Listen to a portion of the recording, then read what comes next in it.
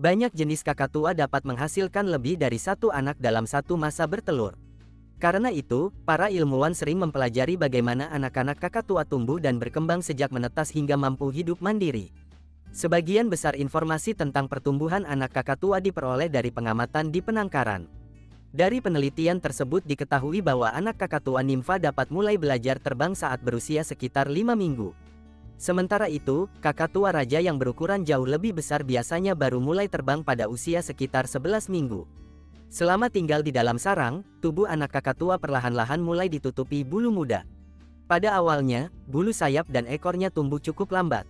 Namun, pertumbuhannya akan semakin cepat ketika bulu-bulu utama mulai muncul. Seiring bertambahnya usia, berat badan anak kakatua juga meningkat dengan sangat cepat.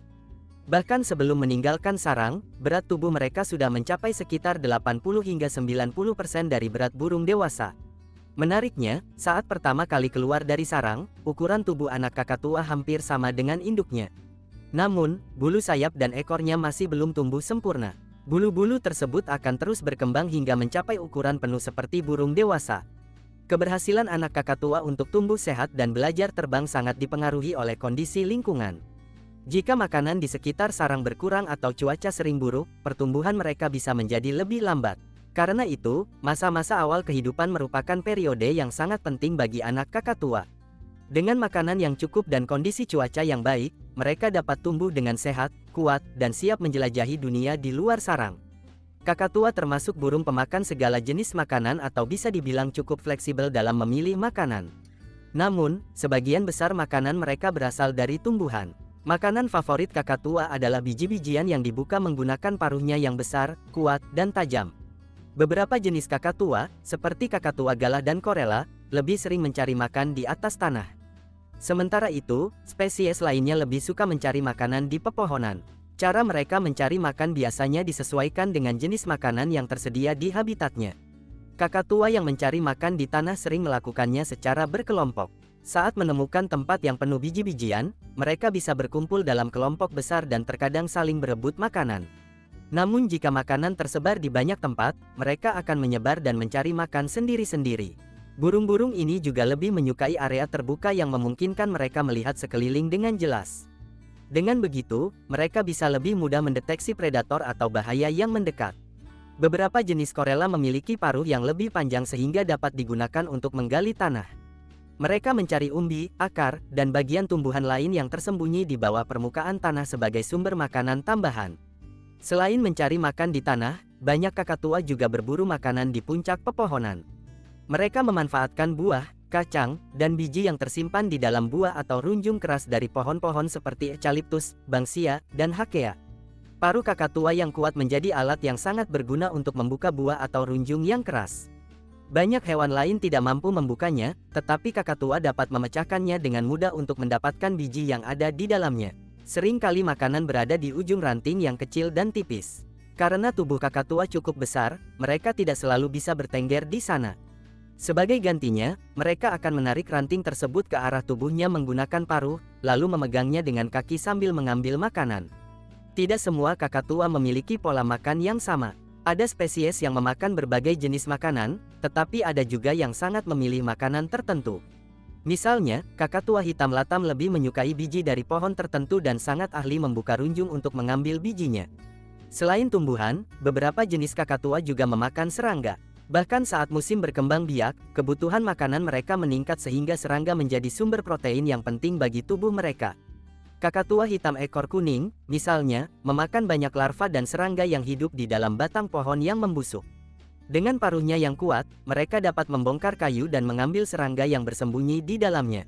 Waktu yang digunakan untuk mencari makan juga berbeda-beda tergantung musim. Saat makanan melimpah, mereka mungkin hanya perlu mencari makan selama beberapa jam pada pagi dan sore hari.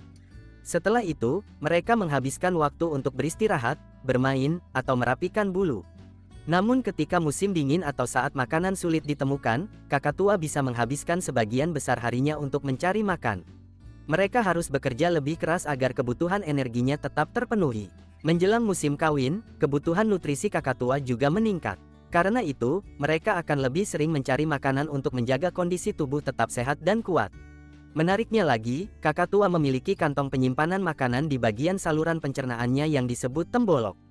Dengan adanya tembolok ini, mereka bisa menyimpan makanan sementara sebelum dicerna. Jadi, setelah makan cukup banyak, kakatua dapat kembali bertengger dengan tenang sambil mencerna makanannya secara perlahan. Di alam liar, kakatua tidak selalu hidup dengan aman. Burung ini memiliki banyak musuh alami yang bisa mengancam kehidupannya. Beberapa jenis burung pemangsa, seperti elang kecil, alap-alap, dan elang ekor baji, diketahui sering memburu kakatua, baik yang masih muda maupun yang sudah dewasa. Anak-anak kakatua dan telur di dalam sarang menghadapi risiko yang lebih besar. Banyak predator yang mampu memanjat pohon dan masuk ke lubang sarang untuk memangsa telur atau pihik. Beberapa di antaranya adalah biawak, ular sanca, tikus besar, serta berbagai hewan pemanjat lainnya. Selain predator, cuaca juga bisa menjadi ancaman. Saat terjadi badai besar, lubang sarang dapat terisi air sehingga anak-anak burung berisiko tenggelam. Sarang juga bisa rusak atau runtuh akibat aktivitas rayap dan serangga penggerek kayu yang melemahkan bagian dalam pohon. Persaingan antar burung juga terkadang menimbulkan masalah. Di beberapa daerah, spesies kakatua tertentu berebut tempat bersarang. Dalam beberapa kasus, persaingan ini bahkan dapat menyebabkan kematian anak burung yang berada di dalam sarang. Sama seperti hewan lainnya, kakatua juga bisa terserang penyakit. Salah satu penyakit yang cukup terkenal adalah penyakit paruh dan bulu atau Cetacean Beak and Feather Disease (PBFD). Penyakit yang disebabkan oleh virus ini dapat membuat bulu rontok, paruh tumbuh tidak normal, dan sistem kekebalan tubuh melemah. Penyakit PBFD telah ditemukan pada banyak jenis kakatua, terutama kakatua jambul kuning, kakatua korela kecil, dan kakatua galah. Pada populasi yang besar dan sehat, penyakit ini biasanya tidak terlalu mengancam. Namun pada kelompok burung yang jumlahnya sedikit, dampaknya bisa jauh lebih serius. Selain itu, beberapa kakatua juga diketahui dapat terinfeksi parasit dan penyakit lain, termasuk jenis parasit darah yang mirip dengan malaria pada manusia. Meski demikian, para ilmuwan masih terus meneliti dampak penyakit-penyakit tersebut terhadap kehidupan kakatua di alam liar. Salah satu hal yang paling menarik dari kakatua adalah tingkat kecerdasannya yang tinggi. Penelitian di Australia menunjukkan bahwa burung ini mampu mempelajari keterampilan baru hanya dengan mengamati teman-temannya. Contohnya, beberapa kakatua jambul kuning berhasil menemukan cara membuka tutup tong sampah untuk mencari makanan. Setelah satu kelompok berhasil melakukannya, kelompok lain mulai meniru dan mempelajari teknik yang sama. Menariknya lagi, setiap daerah memiliki cara yang sedikit berbeda dalam membuka tong sampah. Hal ini menunjukkan bahwa kakatua tidak hanya meniru, tetapi juga mampu mengembangkan cara mereka sendiri untuk menyelesaikan suatu masalah. Walaupun cerdas dan menarik, beberapa jenis kakatua terkadang dianggap sebagai hama oleh manusia. Di daerah pertanian, mereka bisa memakan biji-bijian, buah, atau tanaman yang sedang dibudidayakan sehingga menyebabkan kerugian bagi petani. Untuk mengurangi kerusakan, berbagai cara dilakukan tanpa harus menyakiti burung. Misalnya dengan menggunakan alat penakut burung, mengubah lingkungan sekitar lahan pertanian, atau menyediakan tanaman khusus agar perhatian kakatua beralih dari tanaman utama. Di perkotaan, kakatua juga sering membuat ulah yang cukup menghebohkan. Karena suka mengasah paruh dengan menggigit benda keras, mereka terkadang mengunyah perabot luar ruangan, kusen pintu, bingkai jendela, hingga bagian bangunan lainnya. Bahkan ada laporan kakatua yang merusak kabel listrik, antena televisi, panel pemanas tenaga surya, dan perlengkapan rumah lainnya. Beberapa kelompok kakatua diketahui sangat senang mengelupas bagian-bagian tertentu dari bangunan hanya karena penasaran atau sebagai bentuk permainan. Di Indonesia, kakatua tanimbar juga pernah dianggap sebagai hama pertanian di beberapa wilayah karena sering mendatangi ladang jagung dan memakan hasil panen. Meski begitu, keberadaan mereka tetap penting bagi ekosistem dan menjadi salah satu kekayaan satwa yang perlu dijaga. Semua fakta ini menunjukkan bahwa kakatua adalah burung yang luar biasa. Mereka cerdas, mudah belajar, mampu beradaptasi dengan lingkungan, tetapi juga menghadapi berbagai tantangan untuk bertahan hidup di alam liar. Saat ini, tidak semua jenis kakatua berada dalam kondisi aman di alam liar. Menurut organisasi konservasi dunia seperti IUCN dan BirdLife International, beberapa spesies kakatua masuk ke dalam daftar satwa yang terancam keberadaannya. Bahkan ada spesies yang statusnya sudah sangat mengkhawatirkan dan berada di ambang kepunahan. Dua spesies yang menghadapi ancaman paling serius adalah kakatua Filipina dan kakatua jambul kuning. Jumlah mereka di alam terus menurun sehingga membutuhkan perlindungan khusus agar tidak punah.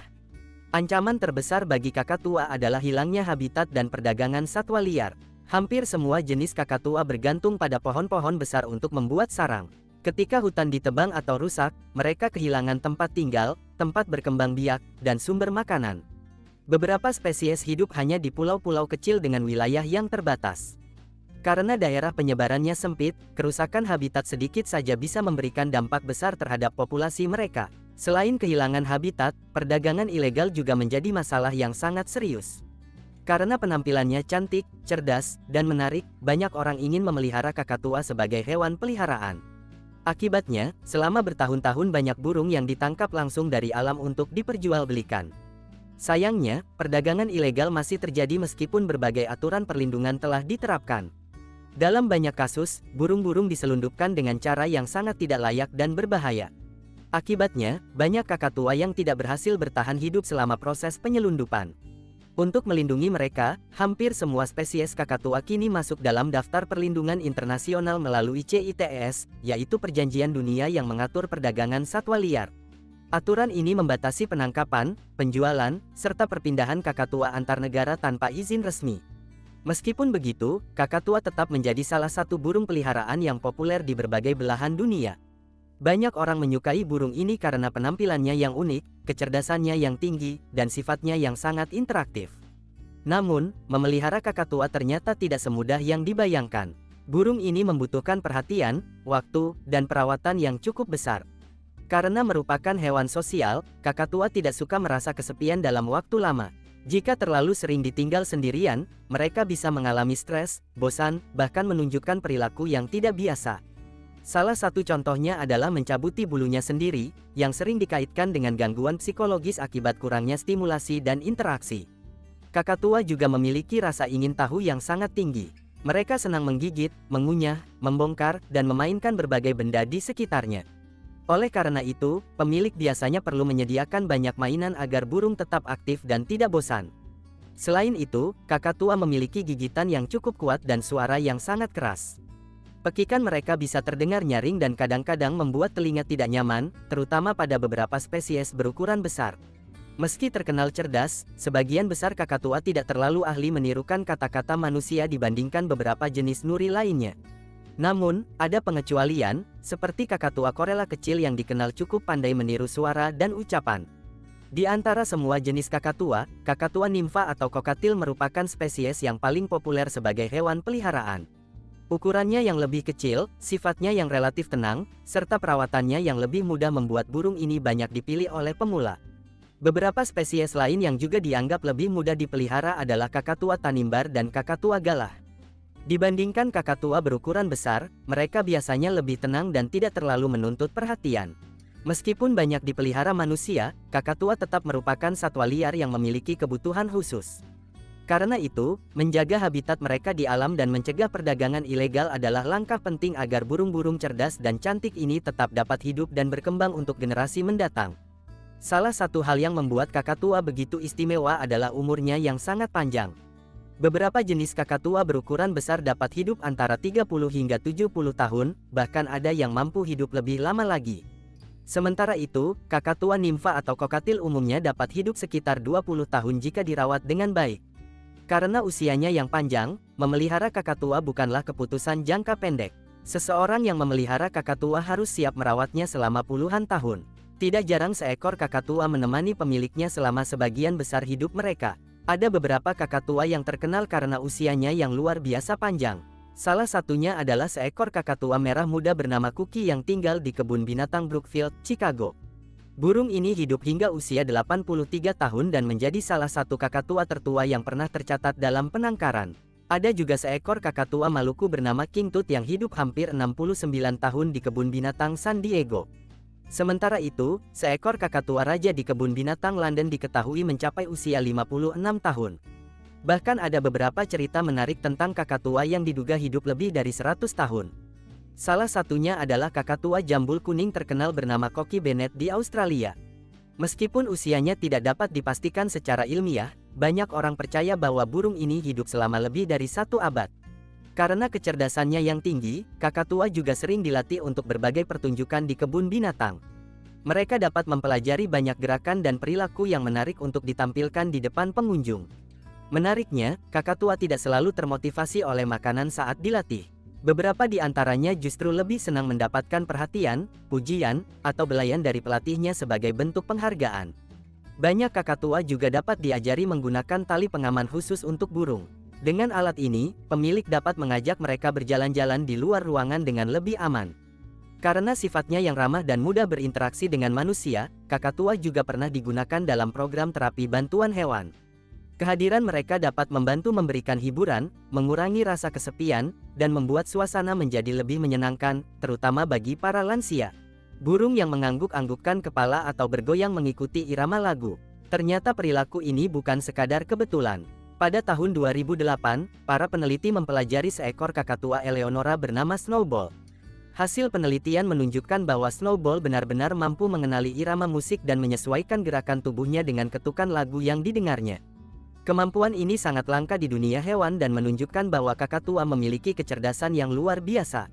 Mereka tidak hanya mendengar musik, tetapi juga dapat merasakan pola iramanya. Penelitian lain yang dilakukan oleh para ilmuwan dari beberapa universitas ternama di dunia juga menemukan fakta yang tidak kalah menarik. Mereka menguji 10 ekor kakatua tanimbar dengan berbagai teka-teki mekanis yang belum pernah mereka lihat sebelumnya. Hasilnya cukup mengejutkan. Kakatua-kakatua tersebut mampu mempelajari cara kerja teka-teki itu dan menemukan solusi untuk membukanya. Kemampuan ini menunjukkan bahwa kakatua memiliki keterampilan berpikir, belajar, dan memecahkan masalah yang sangat baik. Semua fakta ini membuktikan bahwa kakatua bukan hanya burung yang cantik dan memiliki jambul yang unik.